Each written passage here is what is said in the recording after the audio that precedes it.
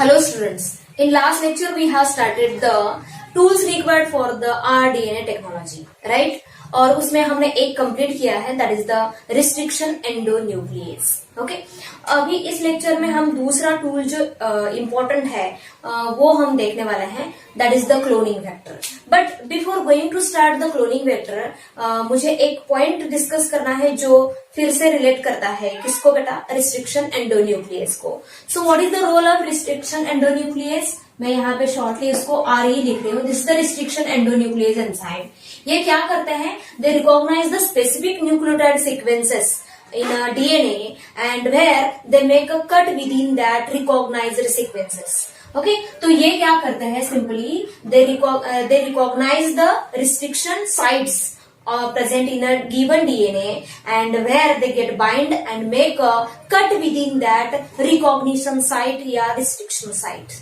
Okay, suppose यहाँ पे ये मैंने DNA निकाला है. This is the DNA. This is the double stranded linear DNA. ये क्या है? डबल स्टैंडर्ड लीनियर डीएनए है.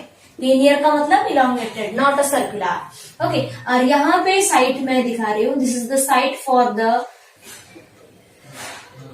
Eco R1. ये क्या है? साइट दिखा रही हूँ. साइट का मतलब these are the recognition site for the eco R1. Okay, किसके लिए है ये recognition site for the what? Eco R1. ये तीनों भी साइट इको R1 के लिए है. इसका मतलब क्या? Whenever this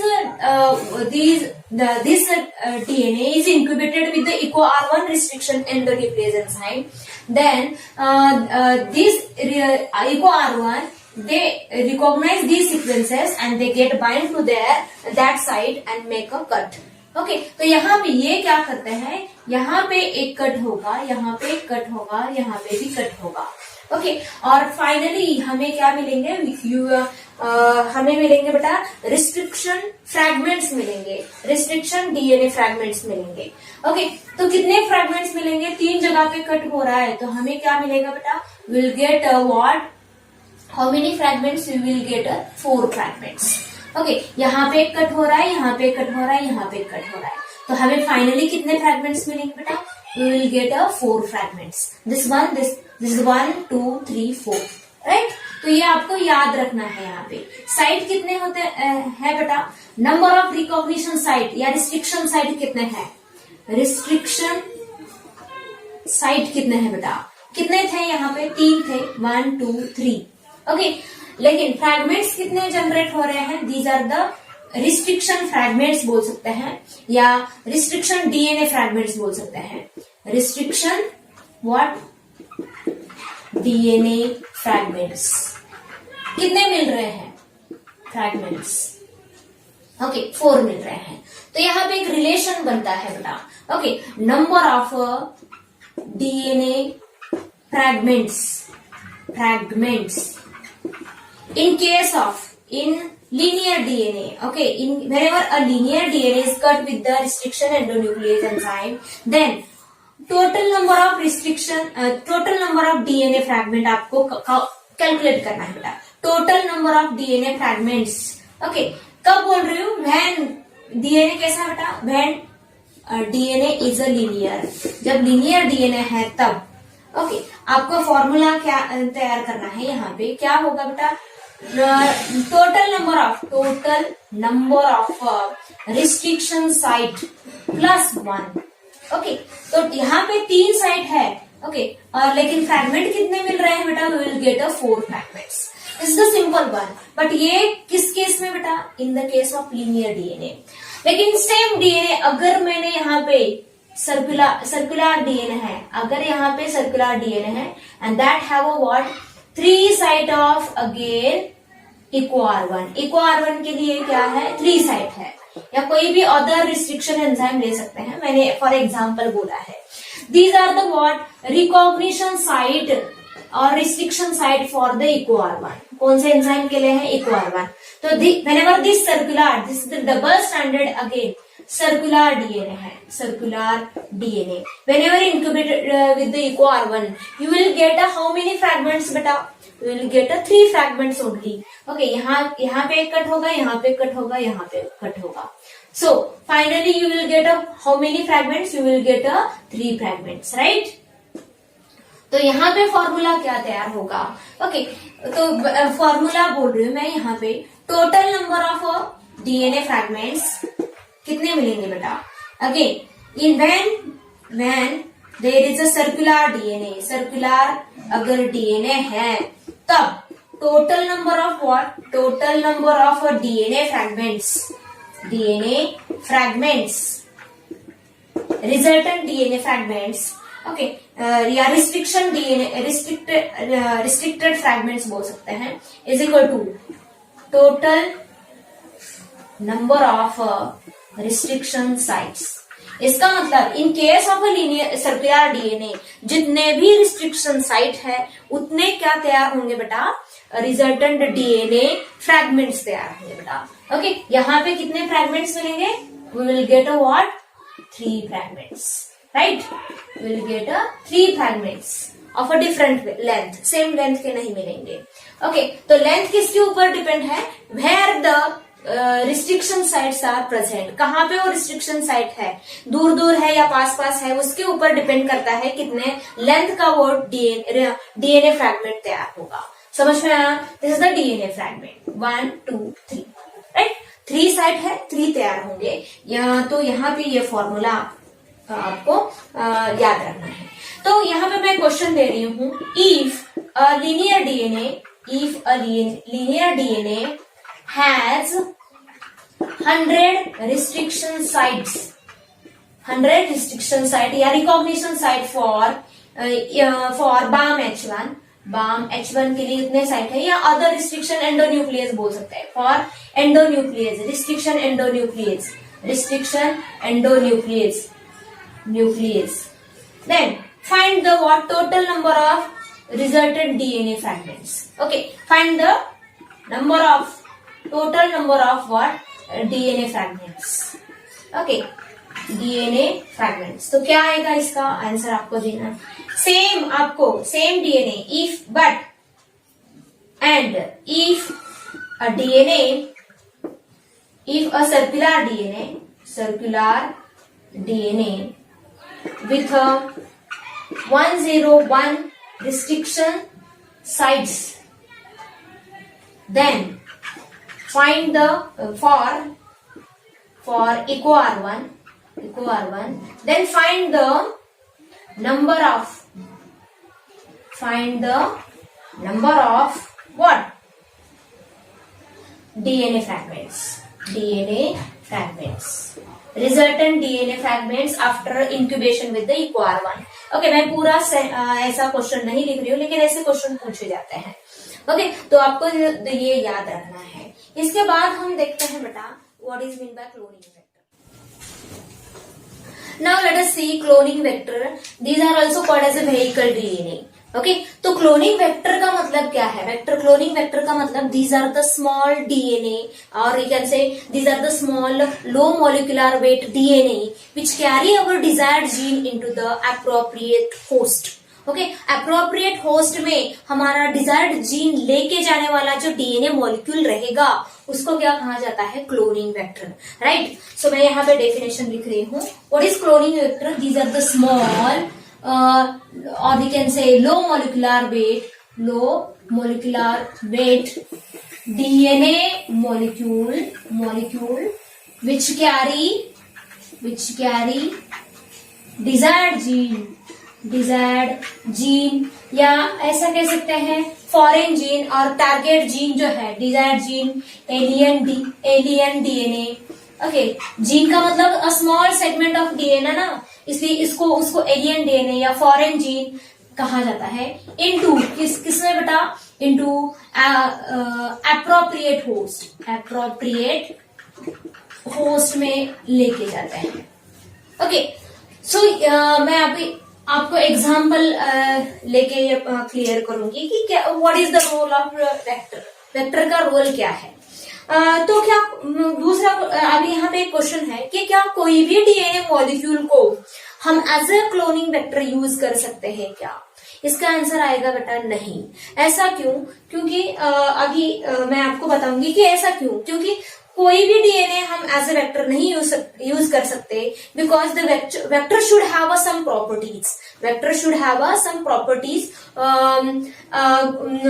एक क्या प्रॉपर्टी है? First one, it should have origin, it's origin site होनी चाहिए। दूसरी प्रॉपर्टी है बेटा, it should have a cloning site. And तीसरी प्रॉपर्टी है सेलेक्टेबल मार्कर। ये तीन प्रॉपर्टी या फीचर्स रहने चाहिए किसमें? वेक्टर में या DNA molecule which can be used as a vector. Okay, तो मैंने क्या क्या फीचर बोले हैं? ओआरआई रहना चाहिए, क्लोनिंग साइट रहनी चाहिए, और तीसरा है सेलेक्टेबल मार्कर। तो इसका यूज क्या है? What is the importance of these features? Okay, तभी आपको समझ में आएगा कि कौन से भी डीएनए मॉलिक्यूल को हम क्या एज ए वेक्टर नहीं यूज कर सकते। So let us start. यहाँ पे मैंने वही एग्जांपल ले रही हूँ। Suppose this is the human DNA है, और यहाँ पे है हमारा क्या? इंसुलिन का जीन।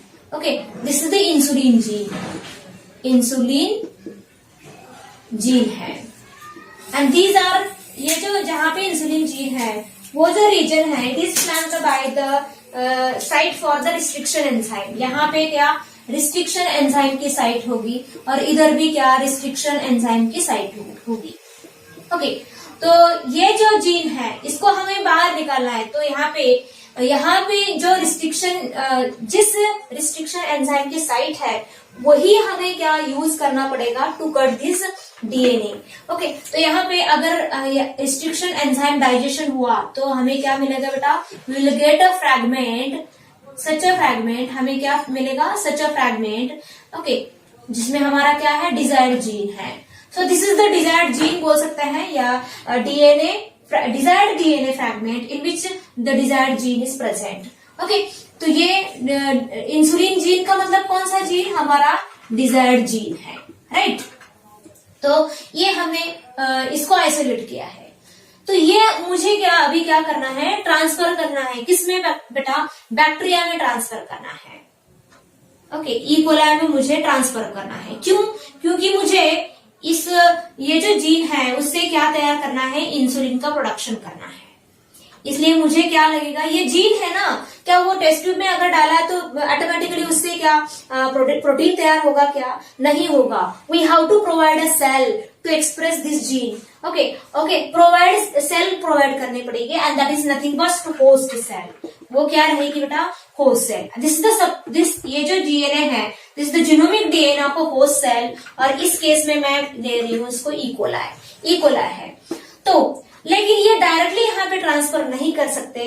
इसको यहाँ डिजायर्ड जीन को होस्ट सेल तक लेके जाने वाला जो डीएनए, अनदर डीएनए मॉलिक्यूल रहेगा, उसको हम क्या कहेंगे? वेक्टर। सपोज ये मैं दूसरा बैक्टीरिया निकाल रही हूँ, this is the another bacteria, उसका भी ये क्या है? जीनोमिक डीएनए है। This is the coil of genomic DNA, gDNA, chromosomal DNA. ये छोड़ के और एक यहाँ पे छोटी सी कॉइल है डीएनए की उसके पास, that is said to be what? Chromosomal DNA. उसको क्या कहा जाता है? Chromosomal DNA. ओके, तो suppose this extra chromosomal DNA, ये और एक छोटी सी कॉइल है, उसको क्या कहा जाता है? Extra chromosomal DNA, and this is nothing but plasmid. ये है प्लाज्मिड। ओके, तो प्लाज्मिड को कैसे डिफाइन करते हैं आप जानते हैं? Plasmid, what is plasmid? These are the extra chromosomal DNA. Okay, or you can say this is the small coil of extra chromosomal DNA which can replicate autonomously. Okay, which can replicate autonomously into the bacteria. Okay, उसको हम क्या कहते हैं? Plasmid. Okay, तो ये मैंने क्या कहा? एक्स्ट्रा क्रोमोसोमल डीएनए है और ऑटोनोमसली रिप्लिकेट होता है। ऑटोनोमसली का मतलब this plasmid, it can replicate independent of this genomic DNA of this bacteria. Okay, इसके ऊपर डिपेंडेंट नहीं है बेटा, ये प्लाज्मिड खुद की ही कॉपी अपने आप बनाता है, खाली उसको सेल चाहिए बेटा। तो ये autonomous replicating, it is the main important property of this plasmid. That's why we use this plasmid, okay, as a vector. इसको हम क्या? वेक्टर यूज करेंगे बेटा। क्यों? क्योंकि अगर ये प्लाज्मिड हमने निकाला, सपोज इस तरह हमने आइसोलेट किया है इस प्लाज्मिड को। ओके, अभी थोड़ा बड़ा सा निकाल रही हूं मैं। Suppose this is the plasmid, और उसको भी हमने क्या रिस्ट्रिक्शन एंजाइम से डाइजेस्ट किया है बेटा, या कट किया है। यहाँ पे कौन सा रिस्ट्रिक्शन एंजाइम यूज कर रहे हैं? We use the same restriction enzyme which is use to isolate the desired gene from the donor cell. Okay, वही या डोनर डीएनए से, डोनर सेल के डीएनए से जो जीन आइसोलेट किया है डिजायर्ड जीन, उसको कट करने में जो एंजाइम यूज किए हैं वही एंजाइम यहाँ पे होगा। क्यों ऐसा? क्योंकि ये जो पीस है डीएनए का, यहाँ पे हम फिट करना चाहते हैं बेटा, इसलिए जगह कैसे होनी चाहिए बेटा? सेम ऐसी यहाँ पे जगह तैयार करनी है जो ये क्या डिजायर्ड जीन यहाँ पे फिट हो। ओके, तो इसमें इस प्लाज्मिड में क्यों डालना चाहते हैं हम? क्योंकि अगर ये वेक्टर या प्लाज्मिड, अभी प्लाज्मिड को क्या यूज कर रहे हैं बेटा? As a vector. Plasmid can be used as a vector. Okay, vector use कर रहे हैं, vehicle as a vehicle use कर रहे हैं, जो किसको साथ में लेने जाने वाला है? डिजायर्ड जीन को। कहाँ पे? होस्ट सेल में। और अगर ये वेक्टर होस्ट सेल में चला गया तो अपने आप रिप्लिकेट हो सकता है independent of this genomic DNA of the host cell. जैसे ये होस्ट सेल का नंबर बढ़ेगा, वैसे उस वेक्टर का नंबर बढ़ेगा उस सेल में। Okay, I mean as per the cell, हर एक सेल में वो वेक्टर रहेगा, और उस वेक्टर के साथ हमारा डिजायर्ड जीन भी क्या होगा बेटा? मल्टीप्लाई होगा। ओके, इसलिए हम वेक्टर का यूज कर रहे हैं बेटा। ओके, तो यहाँ पे है एक तो मैं यहाँ पे कट कर रही हूँ इसको। सपोज इस तरह हमने कट किया है, इस वेक्टर को हमने क्या किया है बेटा? इस तरह कट किया है, एंड हमें मिला है इस तरह साइट।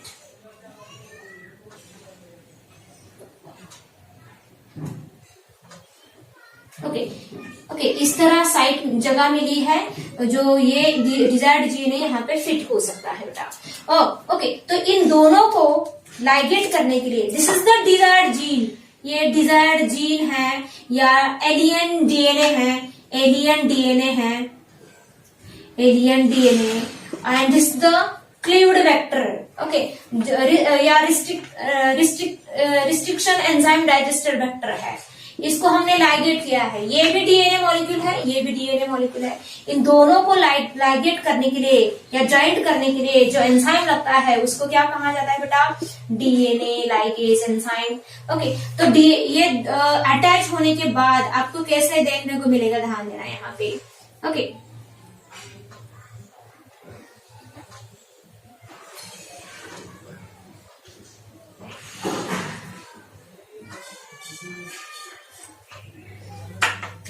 इस तरह, और ये है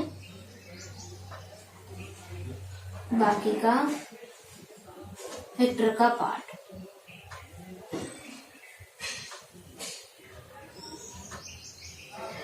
राइट, तो इस तरह ये मैंने थोड़ा साइज बड़ा निकाला है, तो इस तरह ये होगा बेटा। ओके, तो दिस इज, ये वेक्टर यहाँ पे नॉर्मल वेक्टर है। Is this vector carry our desired gene? No, this is the normal vector. Okay, but यहाँ पे जो वेक्टर है it carry now our desired gene, ये डिजायर्ड जीन है, इसलिए इस वेक्टर को क्या कहा जाता है? Recombinant vector. Okay, recombinant vector. Definition क्या आएगी रिकॉम्बिनेंट वेक्टर की? The vector which carry our desired gene that is said to be what? Recombinant vector. Okay, now this recombinant vector जो है वो ट्रांसफर किया जाता है किसमें? होस्ट सेल में ट्रांसफर किया जाता है। This vector is now transferred to the host cell. लेकिन ये जो एक्सपेरिमेंट है, ओके, रिकॉम्बिनेंट वेक्टर को ट्रांसफर करने के लिए क्या किया जाता है? ध्यान देना, यहाँ पे मैंने होस्ट सेल किसको यूज किया है बेटा? इकोलाई को। ओके, तो यहाँ पे इस तरह ये टेस्ट ट्यूब है, और यहाँ पे बहुत सारे इकोलाई सेल हैं। These are the E coli cell. Okay, suppose this the E coli cell है, और उसमें बहुत ऐसे रिकॉम्बिनेंट वेक्टर मैंने डाला है। ओके, तो ये जो है, ऐसा जरूरी नहीं कि सभी सेल में all cells receive this recombinant vector, all cells receive this recombinant vector. अभी ये वेक्टर का मतलब क्या है बेटा? डीएनए मॉलिक्यूल है ना, this is the DNA molecule, nothing but क्या है? This is the DNA molecule which carry about what? Desired gene. ये डिजायर्ड जीन है, हमारा डिजायर्ड जीन है या डिजायर्ड डीएनए फ्रैगमेंट है। ओके, तो यहाँ पे मैंने अभी क्या बोला, this is the host cell. तो जब भी हम ये टेस्ट ट्यूब में मिक्स करते हैं बेटा, किसको, रिकॉम्बिनेंट वेक्टर को एंड होस्ट सेल को, recombinant vector and host cell का जब मिक्सचर रहेगा टेस्ट ट्यूब में, तो कुछ सेल क्या करेंगे, रिसीव करेंगे किसको, रिकॉम्बिनेंट वेक्टर को, और कुछ सेल क्या रिसीव नहीं कर पाएंगे, किसको, रिकॉम्बिनेंट वेक्टर को। तो हमें इस टेस्ट ट्यूब में से हमें कितने टाइप के सेल मिलेंगे बेटा, वी हैव 2 या 3 टाइप्स के सेल्स मिलेंगे बेटा, टाइप ऑफ सेल्स। ओके, इसमें क्या कितने होंगे बेटा, 2 या 3 टाइप्स के सेल बोल रही हूँ मैं। कौन से cell, okay, non transformed cell, non transformed cell या होस्ट सेल। दूसरा है रिकॉम्बिनेंट, या ऐसा कहेंगे ट्रांसफॉर्म्ड सेल। मैं फिलहाल तो 2 ले रही हूँ, नॉन ट्रांसफॉर्म्ड सेल, और दूसरा है रिकॉम्बिनेंट ट्रांसफॉर्म्ड सेल, और एक टाइप आता है that is the transformed cell. Okay, transformed cell. Okay, 3 type बोल रही हूँ, नॉन ट्रांसफॉर्म्ड सेल, दूसरा टाइप ट्रांसफॉर्म्ड सेल, और तीसरा टाइप है क्या, रिकॉम्बिनेंट ट्रांसफॉर्म्ड सेल। तो क्या है, इट इज डिपेंडिंग अपॉन, ये जो टाइप है वो किसके बेसिस पे है, whether the recombinant vector is inserted into the host cell or not. Okay, उसके ऊपर यहाँ पे ये नॉर्मल इकोला रहेगा जिसमें वेक्टर ही नहीं गया है। Okay, this is the genomic DNA of a what, bacteria. E coli ऐसा है जिसमें क्या जीनोमिक, इसमें क्या वेक्टर नहीं गया है बेटा, देयर इज नो वेक्टर, यहाँ पे क्या नहीं है बेटा, नो वेक्टर नहीं है। और ट्रांसफॉर्म्ड सेल में, ओके, ट्रांसफॉर्म्ड सेल में जीनोमिक डीएनए, ये जीनोमिक डीएनए है, यहाँ पे वेक्टर तो गया है बेटा, but that do not have a desired gene. Okay, यहाँ पे ऐसा वेक्टर गया है जिसमें, this is the normal vector का मतलब समझ सकते हो, जिसके पास डिजायर्ड जीन नहीं है, या जिसमें डिजायर्ड जीन इंसर्ट नहीं हुआ है, ऐसा, तो उसको क्या कहा जाएगा, ट्रांसफॉर्म्ड सेल। बट अभी क्या है यहाँ पे, recombinant transformed cell. Okay, recombinant transformed cell किसको कहेंगे, the cell which receives the recombinant vector, that host cell is said to be recombinant transformant cell. Okay, किसको कहेंगे, very important. Okay, recombinant transformant या रिकॉम्बिनेंट ट्रांसफॉर्म्ड सेल किसको कहेंगे बेटा, the cell which receives the what, यहाँ पे इसका genomic DNA, this is the G DNA of that bacteria. Okay, ये जीनोमिक डीएनए है उस बैक्टीरिया का, और यहाँ पे है रिकॉम्बिनेंट वेक्टर, राइट, इस तरह है। और यहाँ पे मैं अभी दिखा रही हूँ, this recombinant vector has our desired gene. अभी मैंने ऐसे दिखाया बेटा, this is the desired gene. समझ में आया। तो जब भी हम रिकॉम्बिनेंट वेक्टर ट्रांसफर करते हैं किसमें बेटा, transfer to the host cell, then there are chances of 3 type of cells, 3 type के सेल्स जनरेट होने के चांसेस है। ओके, कौन से, non transformed cell, transformed cell and recombinant transformed cell. Usually ये नहीं दिया जाता, ओके, हमारे बुक में ये नहीं दिया गया है। 2 ही टाइप के सेल दिए हैं, non transformed cell and recombinant transformed cell. Okay, non transformed cell का मतलब the host cell which do not receives the recombinant vector जिसमें नहीं गया है। एंड रिकॉम्बिनेंट ट्रांसफॉर्म्ड सेल का मतलब the cell which receives the recombinant vector, उसको क्या कहा जाता है, रिकॉम्बिनेंट ट्रांसफॉर्मेंट। अभी फर्दर एक्सपेरिमेंट के लिए कौन सी सेल जरूरी है बेटा, we need or we select the recombinant transformant cell. लेकिन ये सब कहाँ पे है बेटा, नॉन रिकॉम्बिनेंट भी यहाँ पे है, रिकॉम्बिनेंट भी यहाँ पे है। क्या ऐसे देख के टेस्ट ट्यूब को देख के हमें ये नहीं पता चलता कि किसमें रिकॉम्बिनेंट वेक्टर गया है और किसमें वेक्टर नहीं गया है।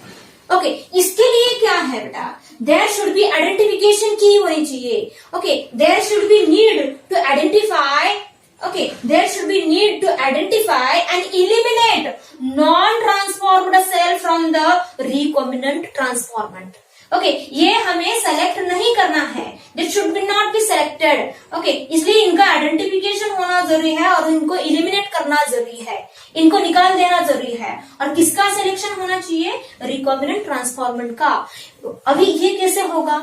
इसके लिए अगेन देयर इज किसकी हेल्प ली जाती है? वेक्टर की हेल्प ली जाती है. Vector help us to identify and eliminate non-transformed cell from the recombinant transformed cell. Okay, और वो वेक्टर कैसे हेल्प करता है बेटा? वेक्टर के पास they possess some genes, उनके पास ऐसे जीन्स रहते हैं. With the help of that gene we can eliminate these non-transformed and select the recombinant transform. और उस जीन को क्या कहा जाता है? That genes are said to be selectable marker gene. उनको क्या कहा जाता है? Selectable marker gene. ओके, तो मैं फीचर बोल रही हूं, मैं वेक्टर, फीचर्स ऑफ वेक्टर या properties of vector. Properties of a vector. और vector should have a following properties. First one, it should have a ORI, it should have a selectable marker, selectable marker gene. और तीसरा है बेटा, it should have a cloning site. Okay, तो ये 3 property होनी चाहिए. किसमें बेटा? The DNA molecule which can be used as a cloning vector. Okay, उसमें ये 3 तो मिनिमम प्रॉपर्टीज होनी चाहिए बेटा.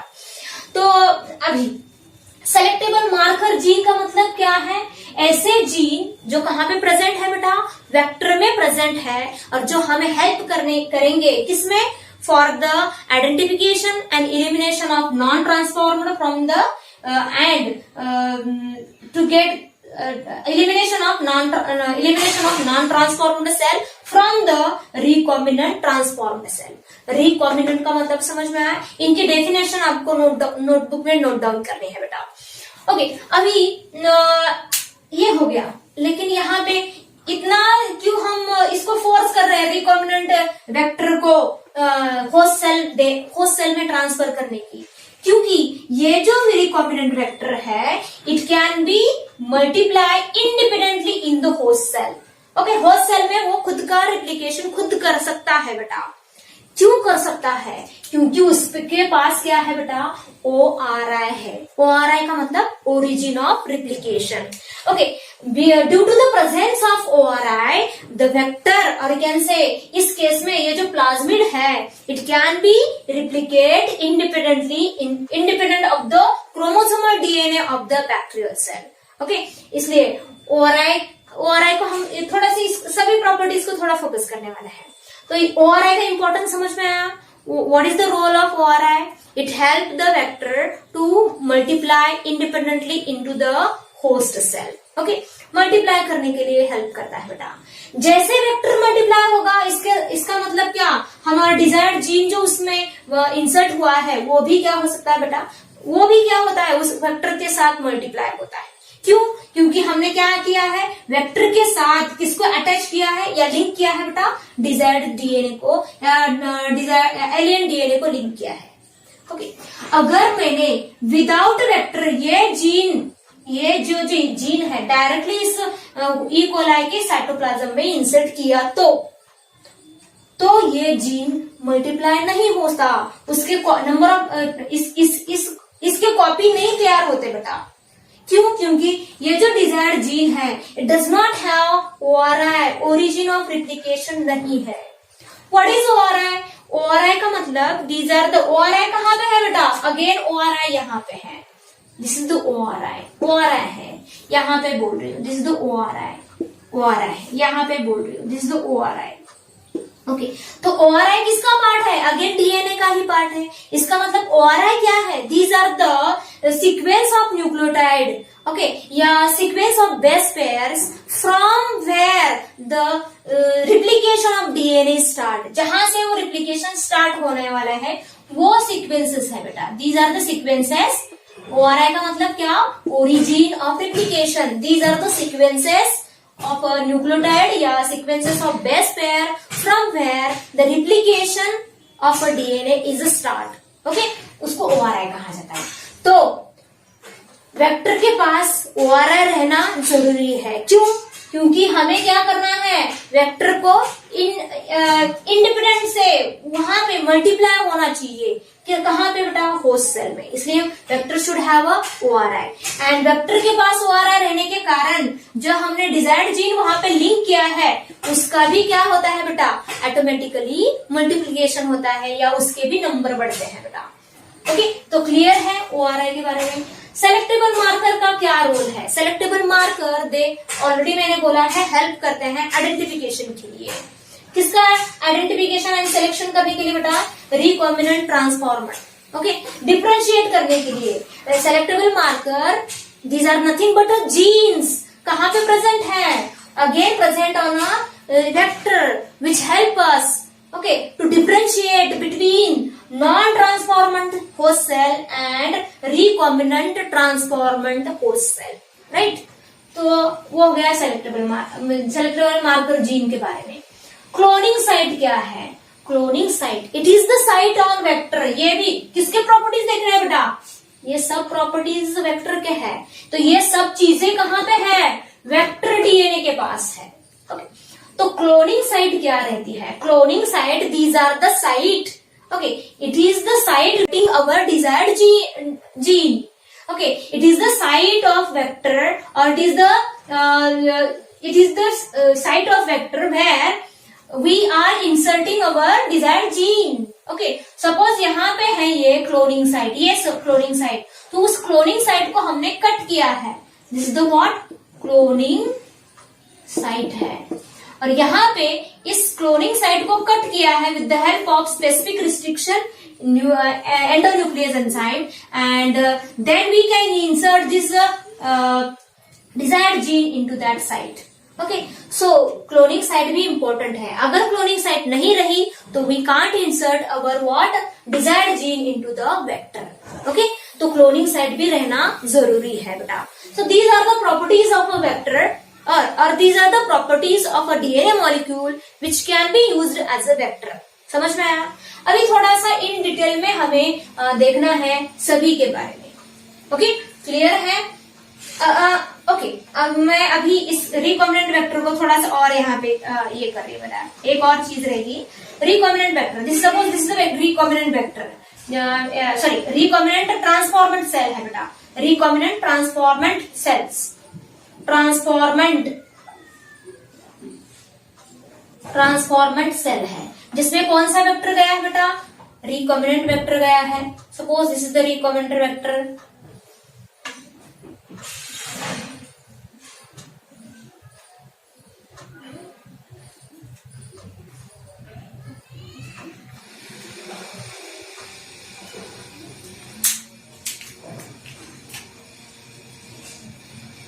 इसमें गया है बेटा ये. तो इसको क्या कहेंगे हम? नाम क्या देंगे? Recombinant transformant cell. अभी क्या एक सेल रह के काफी है क्या? एक सेल रह के काफी है क्या? नहीं है. इसलिए इस सेल को क्या करना पड़ेगा? We have to grow this culture on grow this cell into the media या into the or on to the media. इसको खाना देना पड़ेगा in the form of media. Media के ऊपर उसको ग्रो किया जाता है. उस प्रोसेस को क्या कहा जाता है? कल्चरिंग बोला जाता है. कल्चर किया जाता है. कल्चर का मतलब ग्रो करना माइक्रो ऑर्गेनिज्म को मीडिया के ऊपर. तो उसको कल्चरिंग कहा जाता है. On appropriate media. Okay, on appropriate media के ऊपर या उसके बाद क्या होगा? We will get a number of copies of this transformant E. coli या recombinant transformed E. coli. ये क्या है? recombinant transformed E. coli है बेटा. जिसमें क्या है गया है बेटा? there is a what? क्या गया है? सभी में क्या है?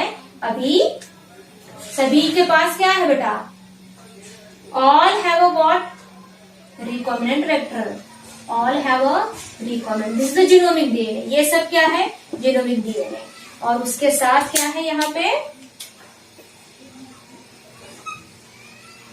This is the vector, recombinant vector with the desired gene.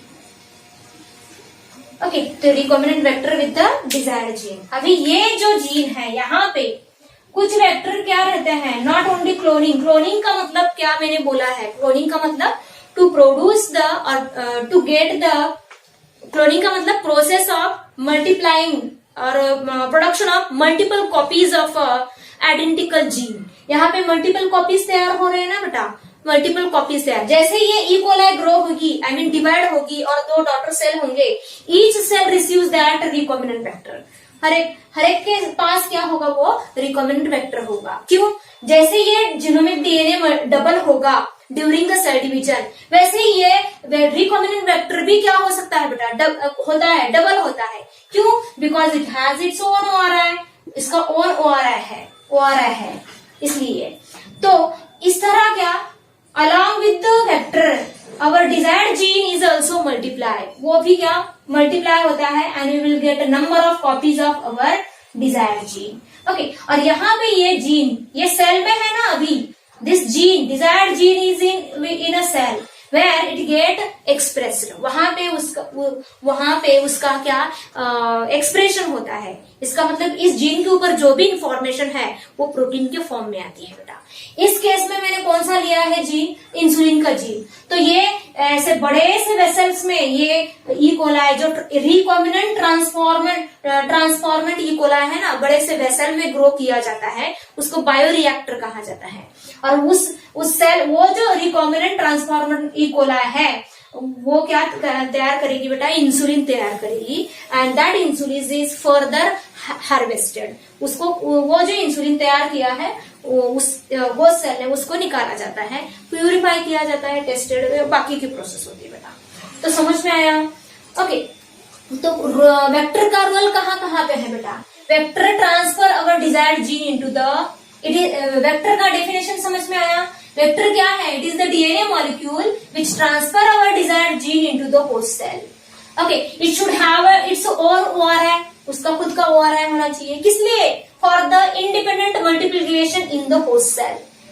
Okay, दूसरा, it should have a cloning site. Cloning site का मतलब क्या, the site where we are inserting the site on a vector, the site of a vector बोल सकते हैं, where we are inserting our desired gene, उसको क्या कहा जाता है, क्लोनिंग साइट। सेलेक्टेबल मार्कर क्या करता है, the help in distinguish between the non transformant and recombinant transformant में।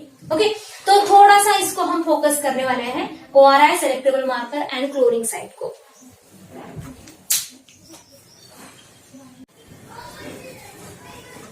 Now let us talk about the features or properties should be possessed by the vector.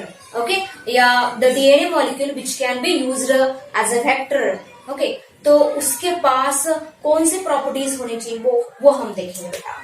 So properties या features बोल सकते हैं, properties of vectors.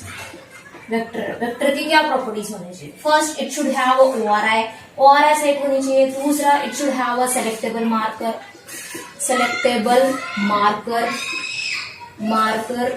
Gene. And third, it should have a cloning site. Okay, तो इतने तो 3 minimum essential things जो present होने चाहिए in a DNA molecule which can be used as a vector, right? So ORI, पहले हम ORI को देखते हैं। What is the role of ORI? ORI का मतलब है बेटा origin of replication। तो ये क्या रहता है, suppose this is the vector, ये वेक्टर है, या सॉरी ये हम डीएनए मॉलिक्यूल बोल रहे हैं, सर्कुलर डीएनए मॉलिक्यूल है and this can be used as a vector. और यहाँ पे है उसका ओआरआई, ये डीएनए ही है ना, of course it is the DNA. So ORI का मतलब क्या रहता है, these are the sequences of a nucleotide from where the replication of this DNA is start. Okay, so this is the क्या है, ये region or can say sequences of base pair या nucleotide या bases or nucleotide of a DNA from where replication get start. Okay, तो यहां से replication start होता है. अब हमने मॉलिक्यूलर बेसिस ऑफ इनहेरिटेंस में देखा होगा ना कि रेप्लिकेशन कहां से स्टार्ट होता है, फ्रॉम द ORI रीजन. सो ये ORI इसेंशियल है बेटा. क्यों? क्योंकि हमारा वेक्टर जो है it should be replicate independent of the chromosomal DNA of the host cell. Okay, इसलिए ORI रहना जरूरी है. ओके, अगर ORI के साथ अगर मैंने कोई डिजायर्ड जीन लिंक किया तो ऑटोमेटिकली उसका भी क्या होता है बेटा, रिप्लिकेशन होता है. So ORI or you can say whenever we link the any desired gene or any DNA segment with the ORI, then its replication is automatically takes place. Okay, तो ये important है. ORI दो type के हैं बेटा. कुछ ORI जो रहते हैं that ORI ही responsible है for the controlling the copy number of our desired gene और copy number of vector बोल सकते हैं, या not a vector but copy number of desired gene बोल सकते हैं. तो ORI जो है, ORI दो टाइप के हैं that support which support the what high copy number of a DNA per cell या high copy number of vector per cell, और दूसरा है low copy number per cell. Okay, अभी हमने देखा है what is mean by plasmid and दूसरा मैं कंपेयर करूंगी बैक्टीरियोफाज को. Bacteriophage, what is this? Bacteriophage, these are the viruses which attack or infect the किसको? Viruses infect bacteria. उनको क्या कहा जाता है बेटा? Bacteriophage. Suppose this is the bacteria, ये होस्ट सेल है बैक्टीरिया. ओके, और इसका ये जीनोमिक DNA.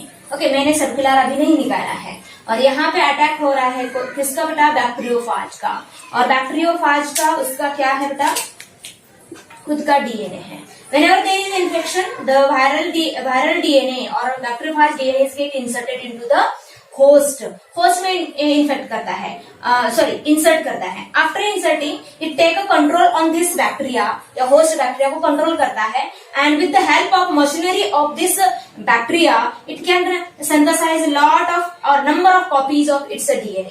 और उसके बाद क्या असेंबली बाकी के भी प्रोटीन्स जो वायरल प्रोटीन है वो भी तैयार होते हैं, असेंबली तैयार होता है, और बाद में ये बैक्टीरिया बर्स्ट होके न्यू प्रोजेनी वायरस रिलीज होते हैं एनवायरमेंट में. ओके, सो इस तरह अभी यहाँ पे ये क्यों है बेटा? क्योंकि इस वायरल DNA के पास क्या है? उसका ORI है बेटा. ओके, इसका ORI है, खुद का ORI है, and from that ORI it's replication start. Okay, और रेप्लिकेशन के लिए जो भी एंजाइम लगते हैं या जो भी प्रोटीन्स लगते हैं that are taken from the host cell. तो इसलिए बैक्टीरियोफाज जो है it can be used as a natural vector. Okay, उसको एज अ वेक्टर हम यूज कर सकते हैं. And usually bacteriophage has a high copy number. Okay, high copy number per cell रहते हैं. High copy number per cell, बहुत सारे ज्यादा कॉपी तैयार कर सकता है पर सेल. ओके, इसलिए bacteriophage can be used as a vector by removing its pathogenic property. ये कैसे थोड़ा सा डिटेल में हम बाद में देखेंगे. Plasmid, it is extra chromosomal DNA. Okay, मैं फिर से निकाल रही हूँ. This is the bacteria. Okay, bacteria में ये उसका genomic DNA, this is the GDNA, और यहाँ पे छोटी सी और एक कॉइल रहती है that is called as a plasmid. And it is autonomously replicating or self-replicating extra chromosomal DNA of the bacteria that is said to be plasmid.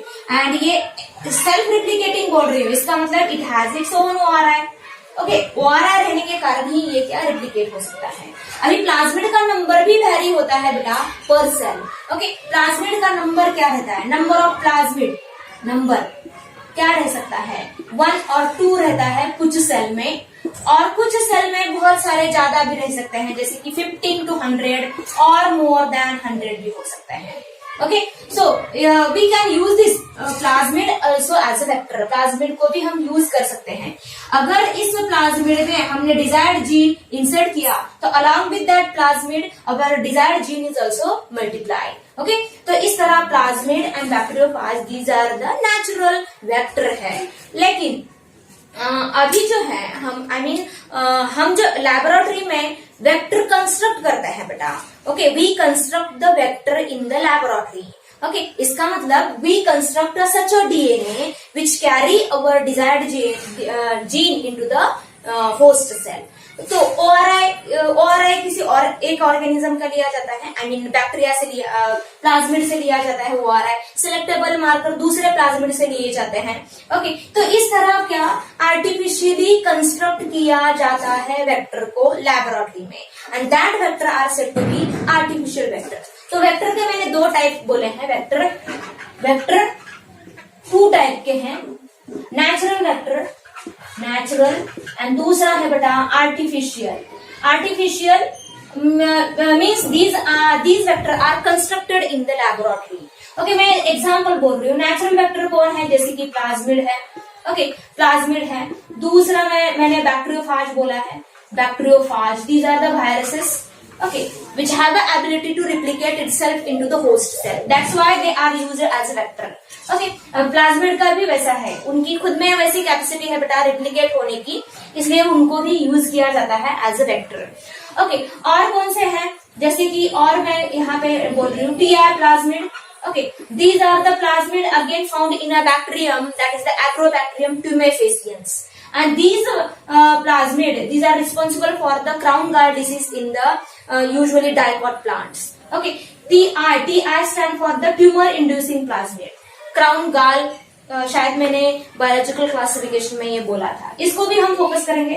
और कौन सा है? वैसे ही टीआई जैसा है और एक है आरआई प्लाज्मिड। आरआई प्लाज्मिड का मतलब root inducing, hairy root inducing plasmid. Okay, इसकी वजह से भी वो डिसीज होता है, हेयरी रूट डिसीज होता है बेटा, वो भी हम देखने वाले हैं। तो these are the some plasmid. Okay, और एक यहाँ पे बक्यूलो वायरस है, baculoviruses. These are all are the natural plasmid which can infect or to the specific host cell. Okay, yeah, they can ये जो है these are used as a vector for the specific host cell. Okay, तो इसमें कुछ pathogenic है और कुछ non pathogenic है बेटा। आर्टिफिशियल मीन्स जो लेबोरेटरी में कंस्ट्रक्ट हो चुके हैं। फॉर एग्जाम्पल मैं यहाँ पे ले रही हूँ PBr322। Okay, PBr322 it is the plasmid. ये प्लाज्मिड ये है, लेकिन ये कंस्ट्रक्ट किया हुआ है कहाँ पे? लेबोरेटरी में। मैंने बोला ऑलरेडी कि इस प्लाज्मिड में it is the artificial plasmid vector where ORI is taken from the one plasmid, selectable markers are taken from the another plasmid। इस तरह क्या कंस्ट्रक्ट किया है बेटा। तो इसको भी हम देखने वाले हैं PBr322। दूसरा है PUC18, PUC19, these are the artificial vector। और एक है यहाँ पे BAC, bacterial artificial chromosome, then another YAC, yeast artificial chromosome. Okay, ये जो है बैक्टीरियल आर्टिफिशियल क्रोमोसोम क्या है बेटा? These are the chromosome of the bacteria.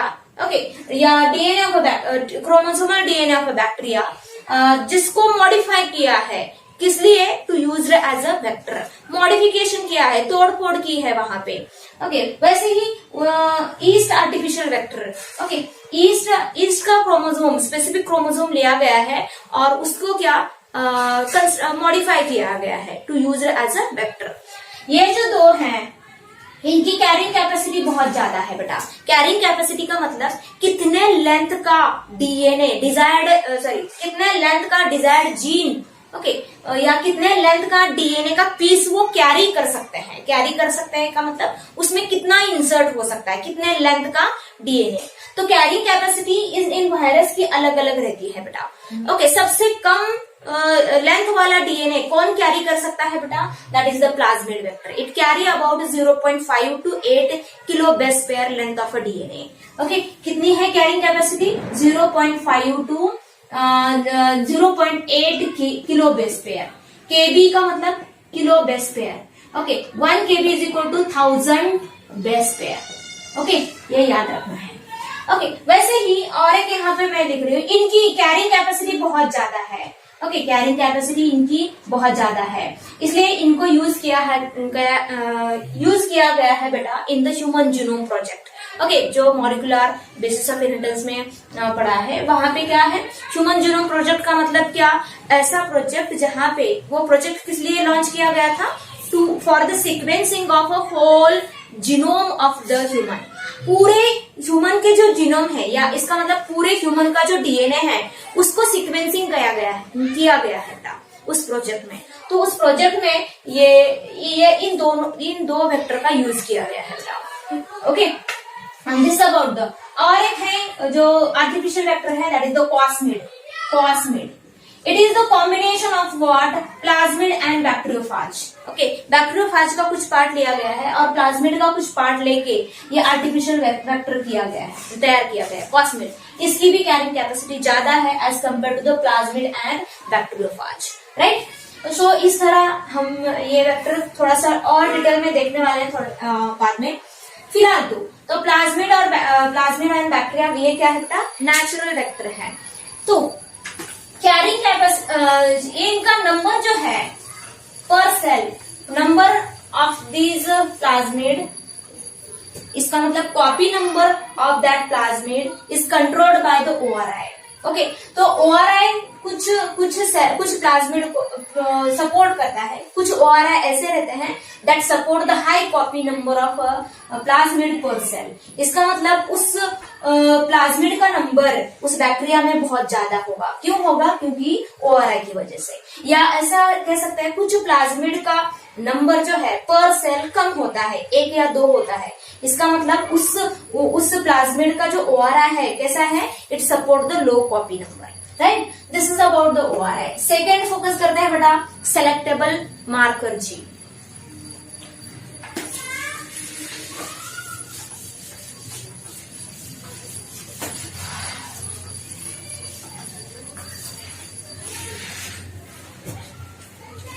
ये क्या है बेटा,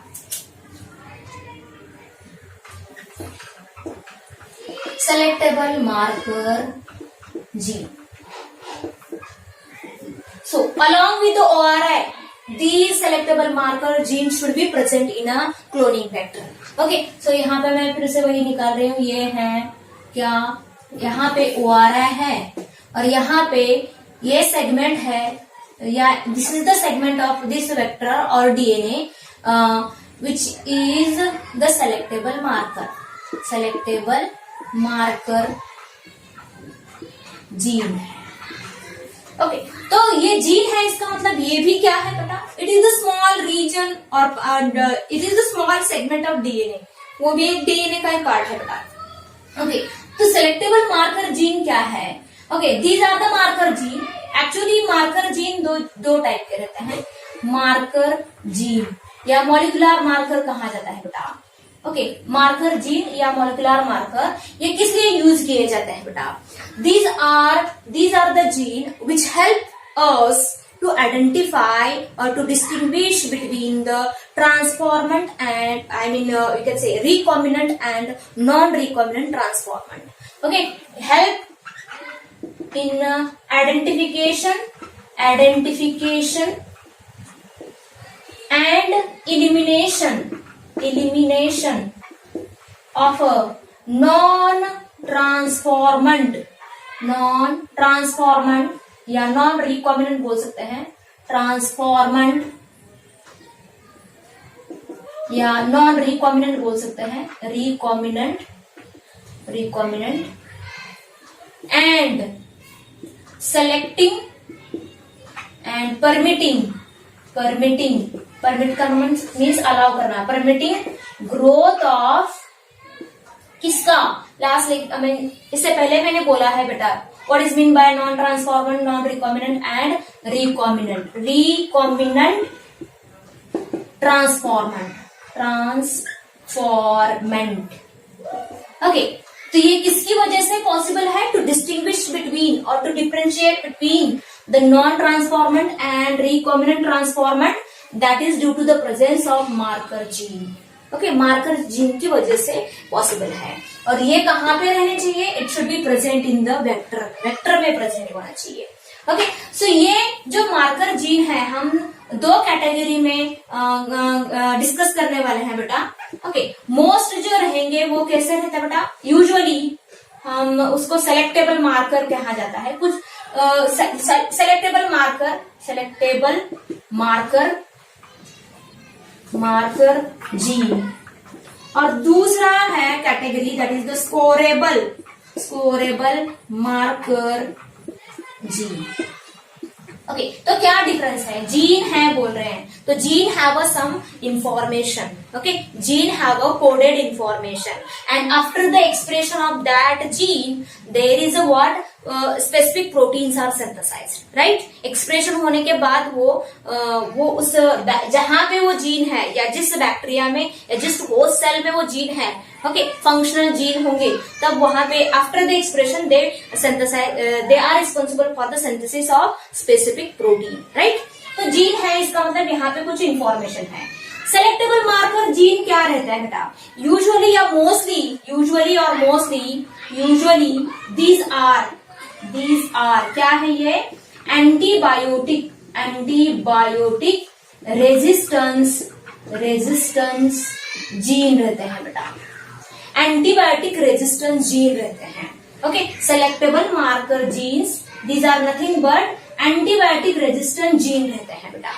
ओके, एंटीबायोटिक रेजिस्टेंट जीन इसका मतलब क्या? ओके, जिस बैक्टीरिया में वो प्रेजेंट रहेंगे या जिस यहाँ पे ये जो वेक्टर जिस ऐसा कहेंगे हम, तो ये जिस बैक्टीरिया में ये एक्टिव रहेंगे, ओके, एक्टिव या फंक्शनल रहेंगे जिस बैक्टीरिया में, वहां पे that bacteria gives resistance to the specific antibiotic. Okay, जहां पे वो प्रेजेंट रहेंगे, ओके, वहां पे उस बैक्टीरिया को कौन सी प्रॉपर्टी दे रहे हैं? इस जीन की वजह से उस बैक्टीरिया में कौन सी प्रॉपर्टी आएंगी बेटा? एंटीबायोटिक रेजिस्टेंस प्रॉपर्टी आएगी। समझ में आया? ओके, लेकिन ये अगर इनएक्टिव हो गए तो, अगर ये जीन वहां पे नॉन फंक्शनल हो गए तो that bacteria do not shows the antibiotic resistance property, right. तो ये इंपॉर्टेंट है बेटा, आपको समझना है यहाँ पे। Okay, gives what is active, अगर एक्टिव है, फंक्शनल है तो क्या होते हैं? Gives the antibiotic resistance capacity to host bacterium या बैक्टीरिया कहा जाता है। Gives the antibiotic resistance property to the host bacteria. लेकिन ऐसा नहीं है कि एक एंटीबायोटिक रेजिस्टेंट जीन सभी एंटीबायोटिक के अगेंस्ट रेजिस्टेंस दिखाएगा, ऐसा नहीं है बेटा। There is a specific antibiotic resistant gene which gives the resistance capacity to the bacteria against the specific antibiotic. Okay, तो for example, okay, कौन से selectable marker है? I mean कौन से gene जो है that can be used as a selectable marker gene? For example, मैं यहाँ लिख रही हूँ. Okay, there are some antibiotic. Okay, there are some antibiotic. ऐसे एंटीबायोटिक है उसके अगेंस्ट जो जीन काम करते हैं that can be used as a what selectable marker gene. For example, okay, AMPR, okay, या स्मॉल भी लिख सकते हैं बेटा। AMPR का मतलब ampicillin resistance gene. Okay, ampicillin नाम का एंटीबायोटिक है और उसके अगेंस्ट उसको रेजिस्ट करने वाला जीन कौन सा है बेटा? Ampicillin resistance gene, AMPR. R stand for the resistance and AMP for the ampicillin. And ampicillin it is the type of antibiotic. ये क्या है बेटा? एंटीबायोटिक है, ये याद रखना। दूसरा लिख रही हूँ TETR. Okay, tetracycline resistance gene. Okay, this is again used as a selectable marker. Next, और एक है that is the kanamycin. Okay, या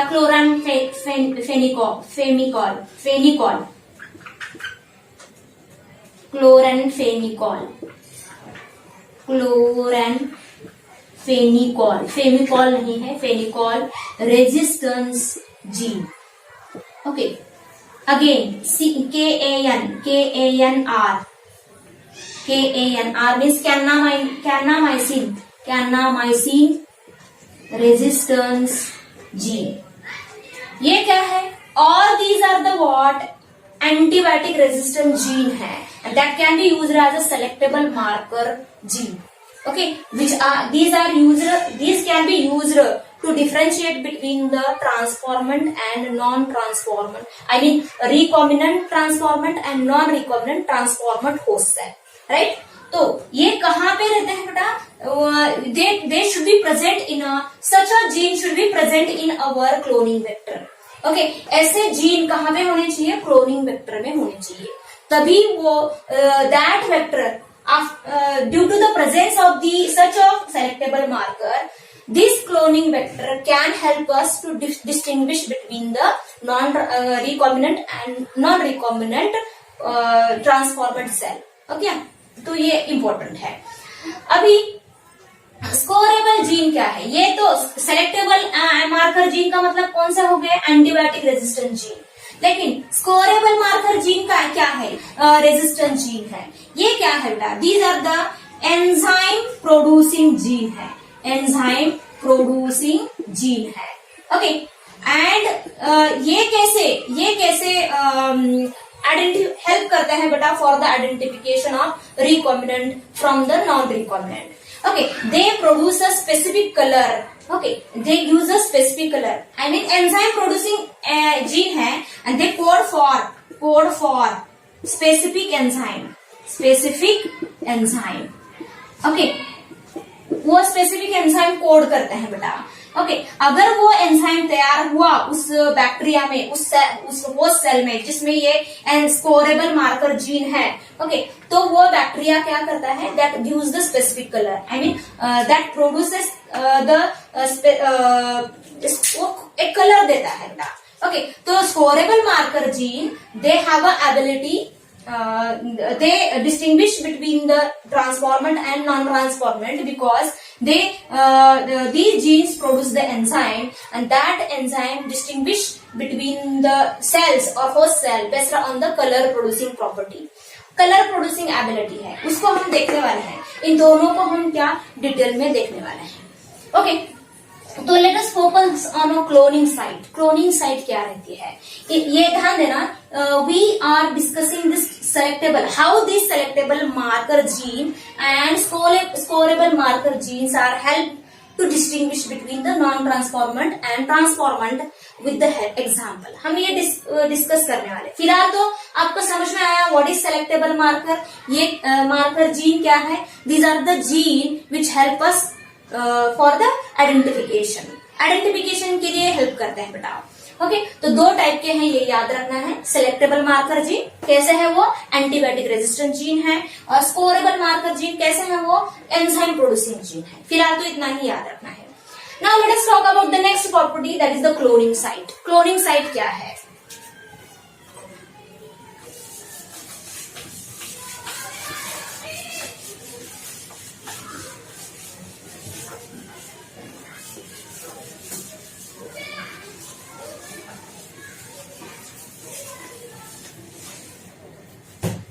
थर्ड देख रहे हैं हम, क्लोनिंग साइट।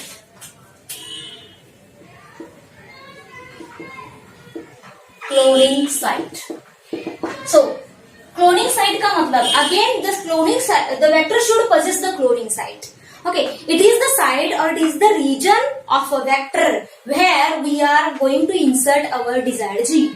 Okay, ये ऐसी जगह है, वेक्टर के ऊपर ऐसी जगह है या ऐसी साइट है जहां पे हम इंसर्ट करने वाले हैं क्या? Desired gene.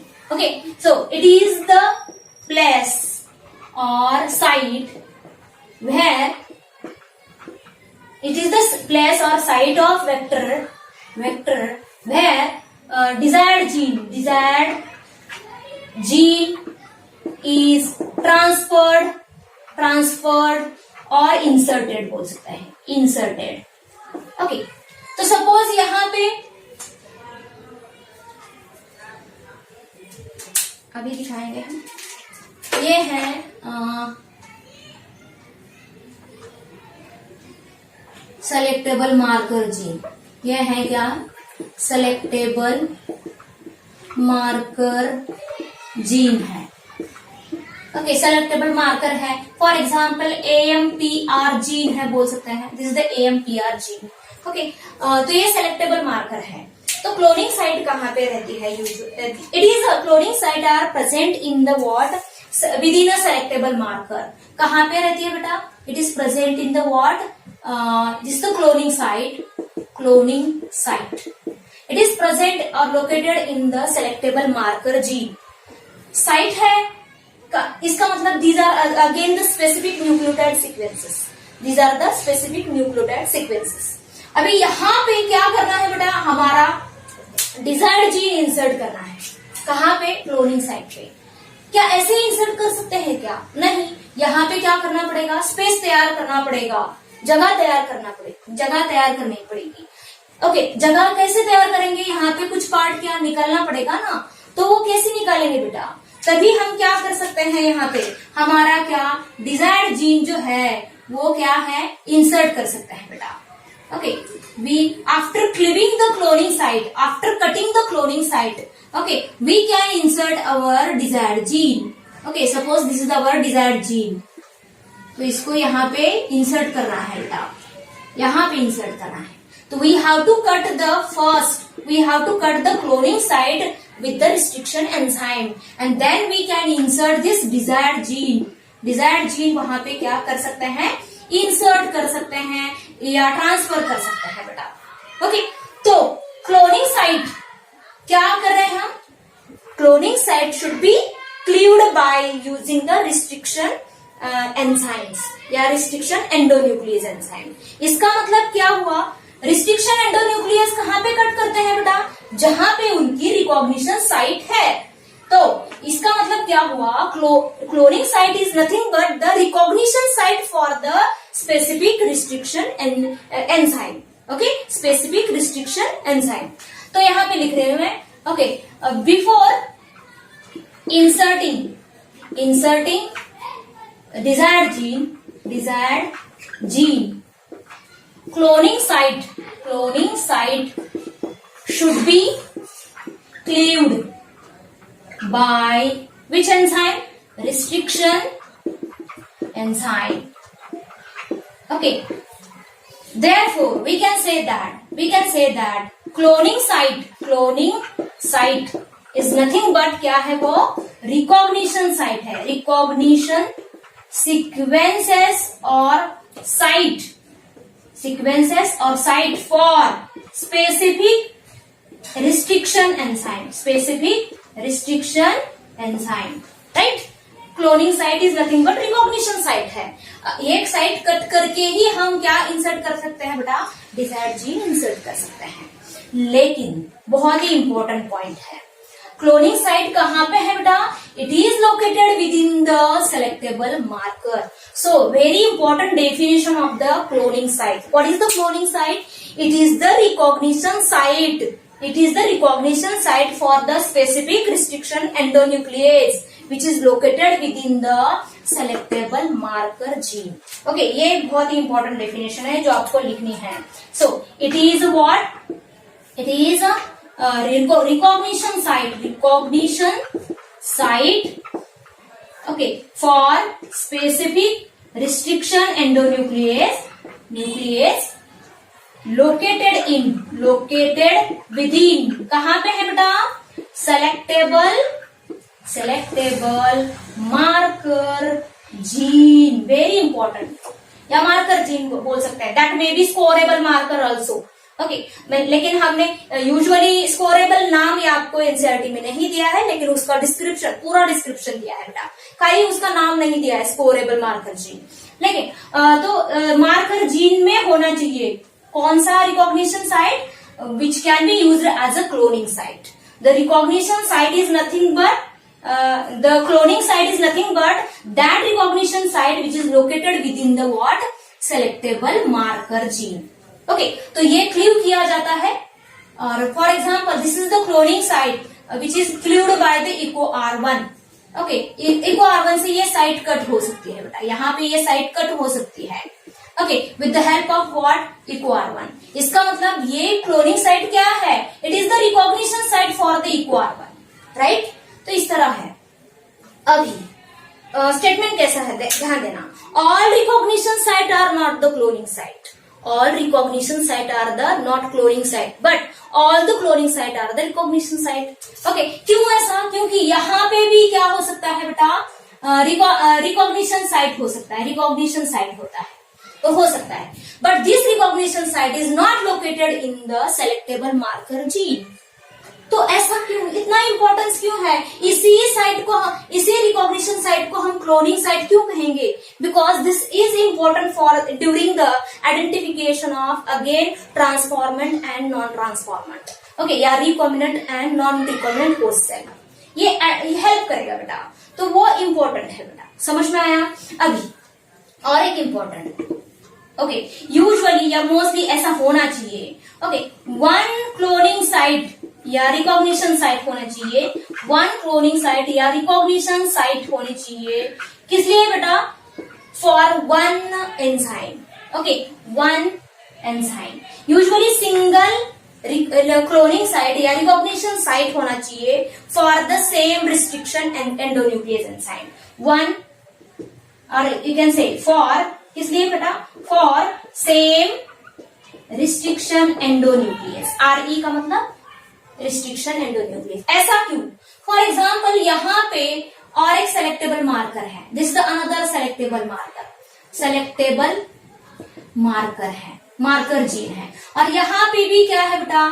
इको R1 की साइट है, इको R1 की साइट है. अगर इस वेक्टर को हमने डाइजेस्ट किया with the help of Eco R1, means incubate किया, तो हमें क्या मिलेगा? क्या एक जगह पे ये वेक्टर क्लीव होगा क्या, या कट होगा क्या? नहीं होगा. क्यों? क्योंकि यहाँ पे दो जगह है जहां पे इको R1 क्या कर सकता है, इस वेक्टर को कट कर सकता है बेटा. इसलिए अभी क्या मिलेगा हमें? The vector is cleaved into, the vector is cut into pieces. Vector कैसा होगा बेटा? कट इनटू और break into pieces.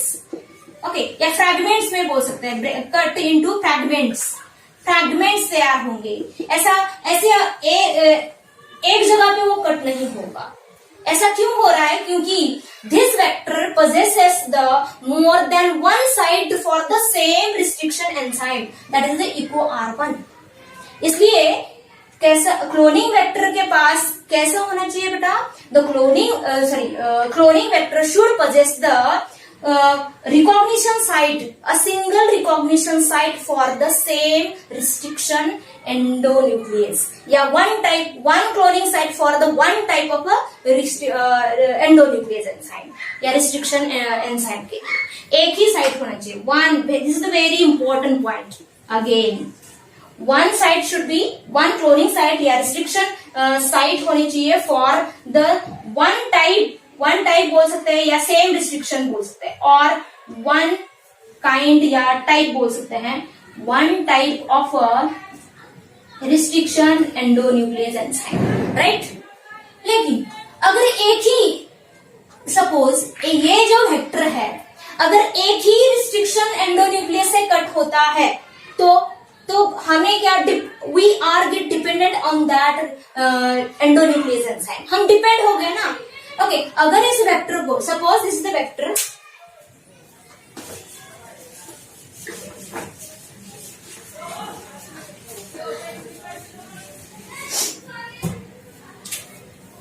Suppose this is the vector, ये वेक्टर है, यहाँ पे उसका ORI है, यहाँ पे है ये selectable marker. This region is the what? Selectable marker. Okay, और यहाँ पे है साइट किसके लिए बेटा? For the eco R1. Eco R1 के लिए ही साइट है, दूसरे कहीं पे भी साइट नहीं है बेटा. ओके, इसका मतलब if I want to use this vector as a cloning vector, then I must have this restriction endonuclease. Okay, यही रिस्ट्रिक्शन एंडोन्यूक्लियस मुझे चाहिए होगा. इसका मतलब I become dependent on this what restriction endonuclease for the using this cloning vector. Okay, इसको अगर use करना है तो इसके ऊपर मुझे डिपेंड रहना पड़ेगा. If I don't have this restriction endonuclease enzyme, then what? I can't use this what vector as इस वेक्टर को मैं यूज नहीं कर सकती. इसलिए जब भी हम वेक्टर बनाते हैं लैबोरेटरी में, तब कैसे बनाते हैं बेटा? Okay, that vector should be cleaved by more than one kind of restriction endonuclease. Okay, वो वेक्टर कैसा होना चाहिए बेटा? या that vector should have a cloning site for different common endonuclease enzyme. But एक के लिए कितनी साइट होनी चाहिए? एक ही होनी चाहिए. For one kind of a restriction endonuclease, there should be one cloning site. Okay, मैं यहाँ पे लिख रही हूँ. But the vector should be should have cloning site या recognition site. Okay, for different common endonuclease. Okay, but rule क्या है बेटा? एक टाइप के रिस्ट्रिक्शन एंडोन्यूक्लियस के लिए एक ही क्या होनी चाहिए? क्लोनिंग साइट होनी चाहिए.